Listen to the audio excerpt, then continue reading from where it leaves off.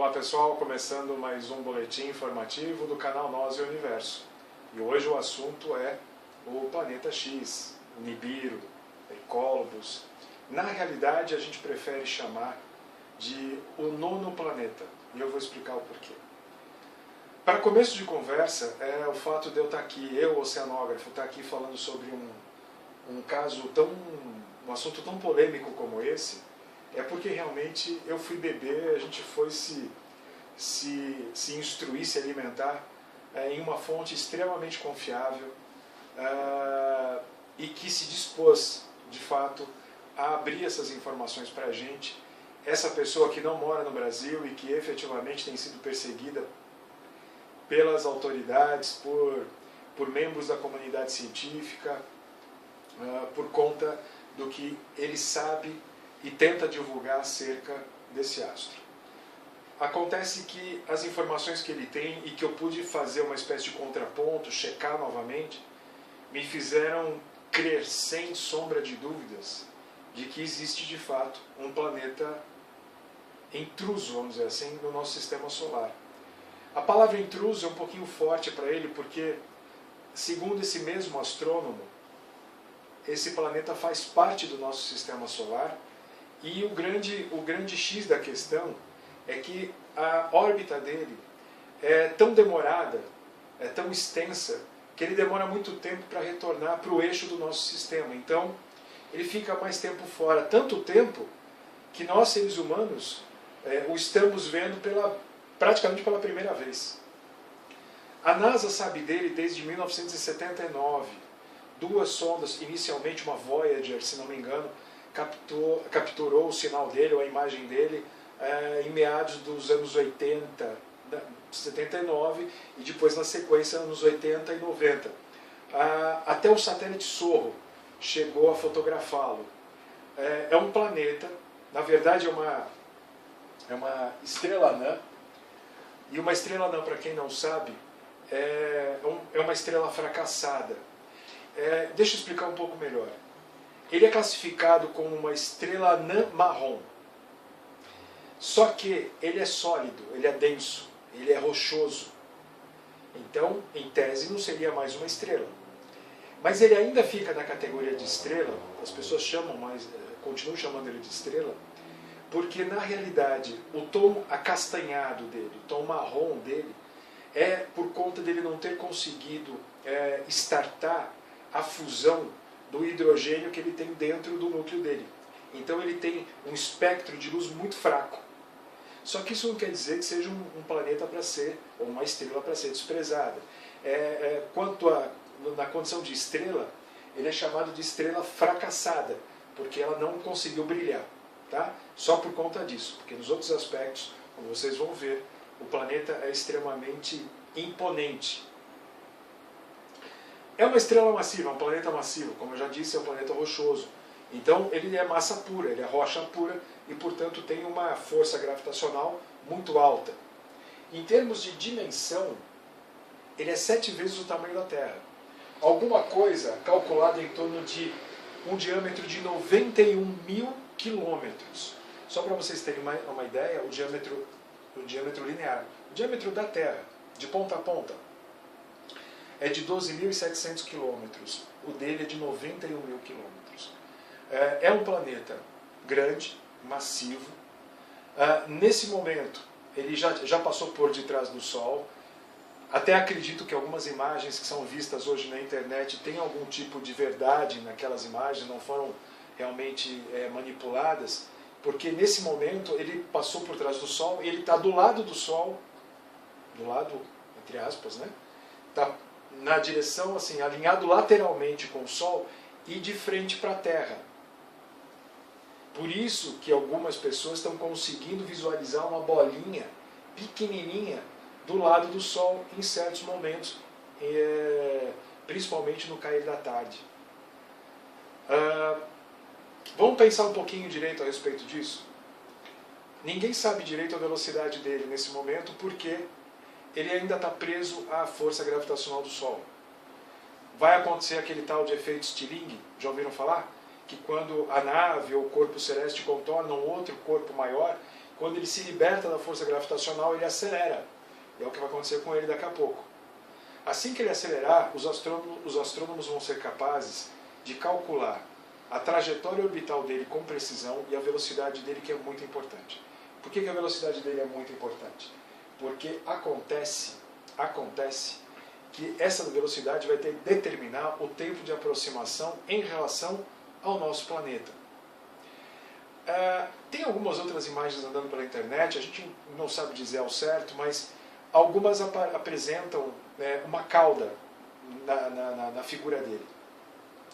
E é de fato confirmado por esse astrônomo que esse corpo celeste vem com uma cauda muito grande.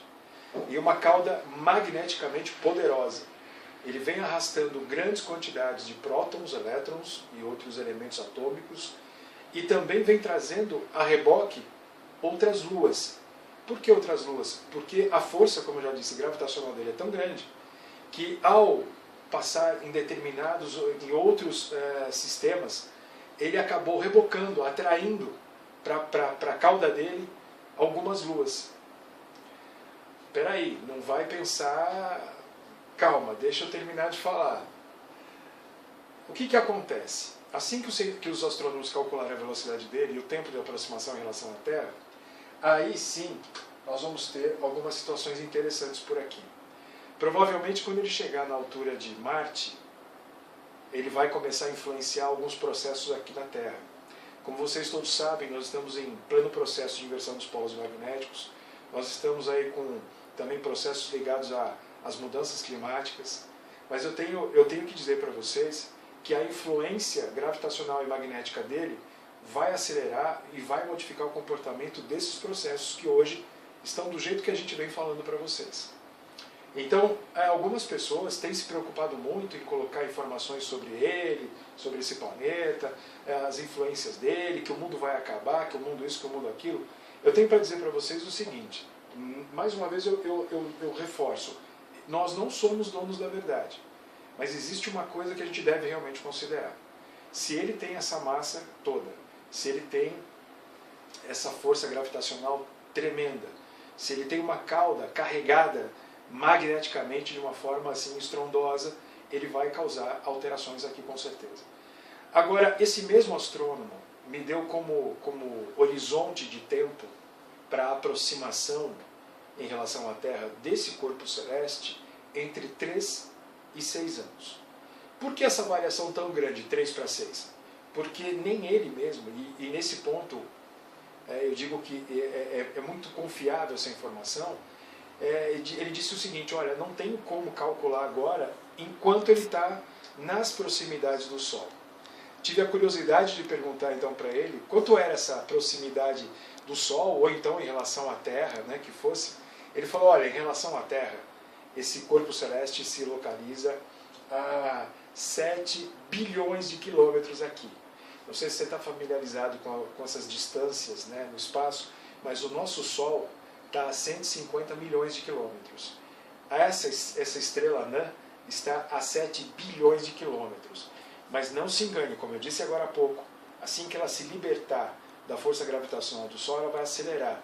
E 7 bilhões de quilômetros, para quem está no efeito Stirling, pode ser uma aceleração considerável, e esse espaço se encurtaria num tempo bastante curto. Por isso que o nosso astrônomo colocou entre 3 e 6 anos.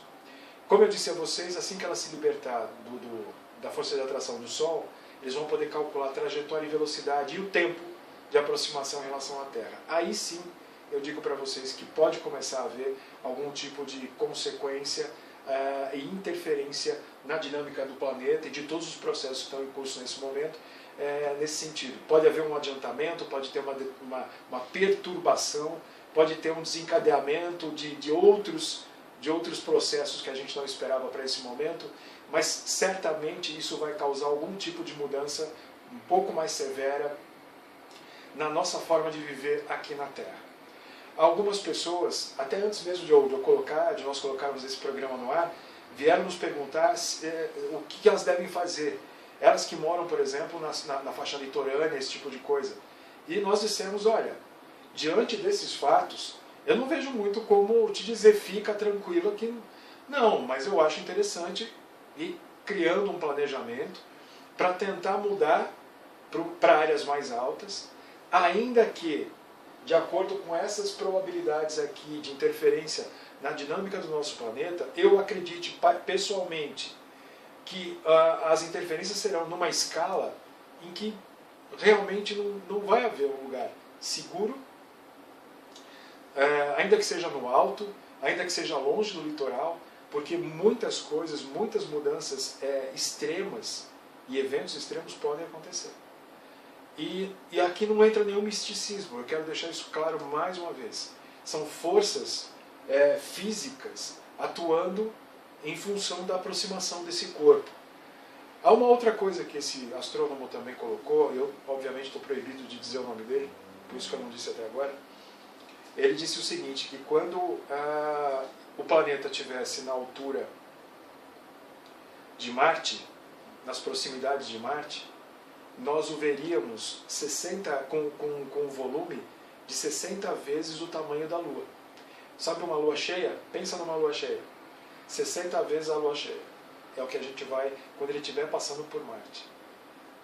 Já ouvi, inclusive, outras histórias, obviamente não desse profissional, mas as pessoas dizendo que ele passaria entre a Lua e a Terra. Não há a menor condição disso. Se houvesse, ainda que minimamente, eu já podia dizer que é a extinção do planeta. Porque ele é muito grande para tirar uma fina dessas entre a Lua e a Terra. Não tem como. Agora, eu digo para vocês, e por isso que eu brinquei aquela hora lá atrás, quando eu falei de Lua, arrastou luas, que talvez a nossa Lua sofra alguma consequência maior em relação à passagem do planeta. Porque ele tem, como eu já disse, essa capacidade de rebocar, de atrair outros corpos menores para a cauda dele. Né? Então, são essas coisas que podem acontecer. De qualquer maneira, minha gente, nós temos aí 1 ano e pouquinho de canal Nós e Universo. O canal foi criado com esse propósito, de trazer as coisas, informações que a mídia não cuida, não trata, de maneira séria, realmente tentando organizar essas informações para vocês de maneira muito séria e extremamente confiável. O que a gente quer é que vocês tenham o direito, né, e a possibilidade de escolher o que querem fazer em função dos acontecimentos que se aproximam. É só isso. A decisão final é de vocês. Os fatos estão aqui apresentados. As dúvidas vocês tiram nesse WhatsApp aqui embaixo. Tá certo? E a gente continua de olho em tudo, e qualquer novidade que a gente tenha sobre esse ou outros assuntos que importem a nossa raça ou a nossa sobrevivência sobre esse planeta, a gente volta a falar novamente. Tá bom? Forte abraço a vocês e até o próximo programa.